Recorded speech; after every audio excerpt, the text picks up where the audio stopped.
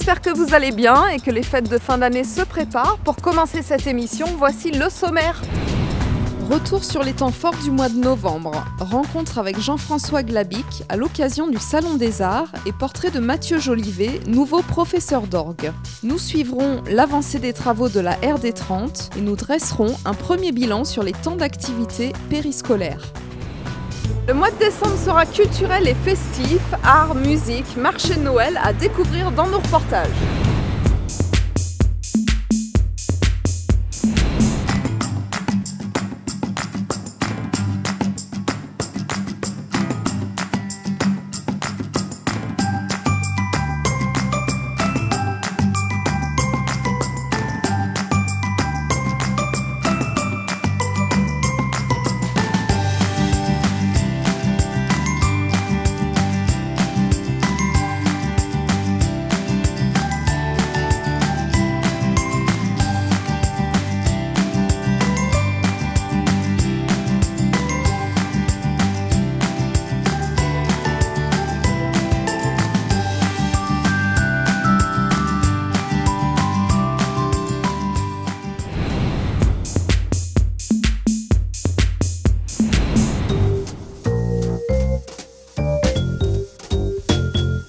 Est-ce que vous pouvez me dire où je me trouve aujourd'hui dans cet univers très créatif, très coloré? Eh ben chez moi, donc au cœur de la Normandie, on n'est pas très loin de la Seine, de la mer, tout ça est important, dans un cadre de verdure là, que j'apprécie beaucoup. Moi quand je vois tout cet univers, je pense à Giacometti, je pense à Tim Burton, à l'étrange Noël de Mr. Jack. Vous avez raison, j'ai forcément subi, comme tous les artistes, des influences. Et je m'inspire bien sûr de mon vécu, comme tout artiste, mais aussi du temps qui passe, de la vie, des traces, l'actualité aussi.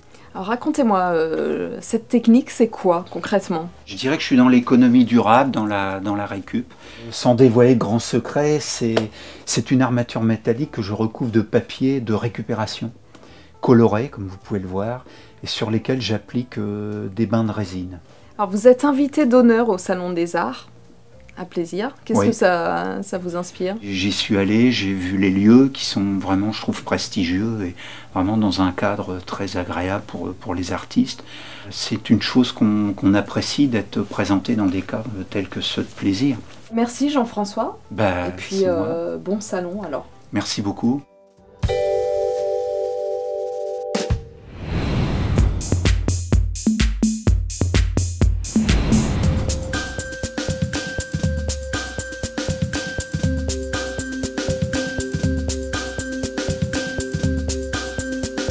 Pour l'instant, l'avancée des travaux se passe bien.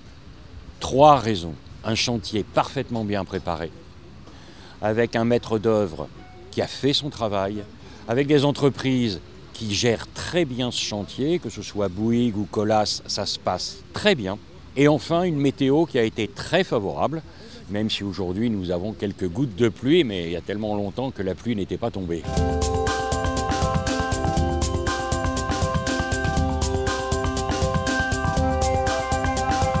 Notre zone d'achat étant sur le secteur, on vient tous au centre commercial, on vient tous au Auchan et c'est quelque chose d'important. Oui, c'est un enjeu pour la communauté d'agglomération, c'est déjà un enjeu très important pour Plaisir et les Clés-sous-Bois. Donc on a énormément de passages sur cette voie et le fait de fluidifier va nous faciliter la vie non seulement à nos habitants mais aussi aux personnes qui passent sur cet axe. Pour notre rubrique coup de cœur, partons à la rencontre du nouveau professeur d'orgue de la ville.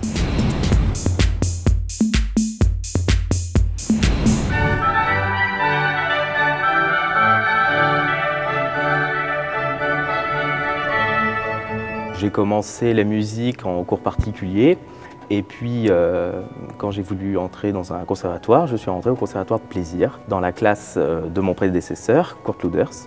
Et à présent, je reviens à Plaisir, cette fois-ci de l'autre côté du banc, on va dire, en tant que professeur.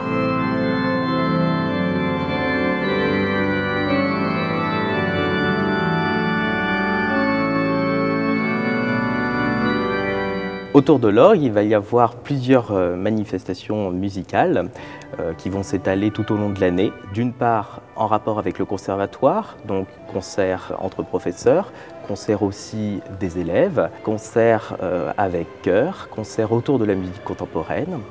Et puis, d'autre part, avec l'association Orgue à Plaisir, il y a d'autres prestations qui sont proposées également, qui donnent une grande vie autour de cet instrument et autour de cette église récemment rénovée et qui mérite vraiment qu'on y jette un œil.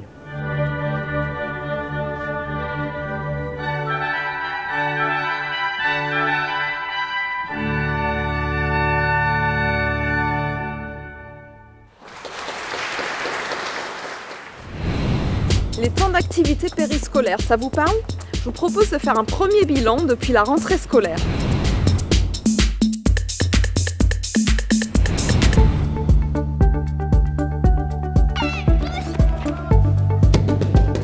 Du coup, les parents sont ravis de cette découverte et vraiment, ils ont inscrit en force leur enfant puisque sur les 2800 enfants qui sont en élémentaire, et bien quand même 67% sont dans nos TAP.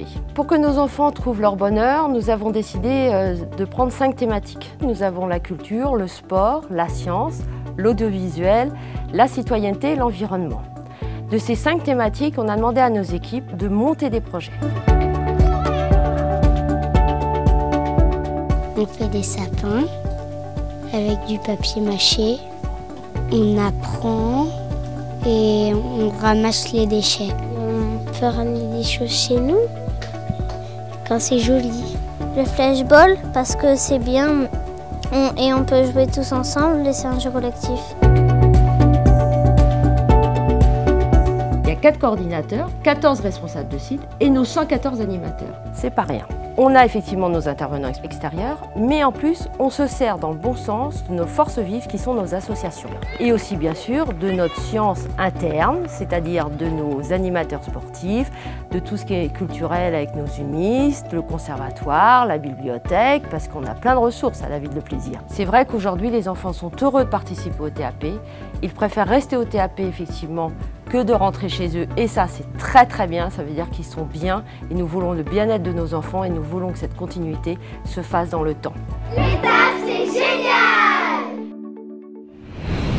Pour terminer l'année et organiser vos sorties, voici l'agenda du mois de décembre.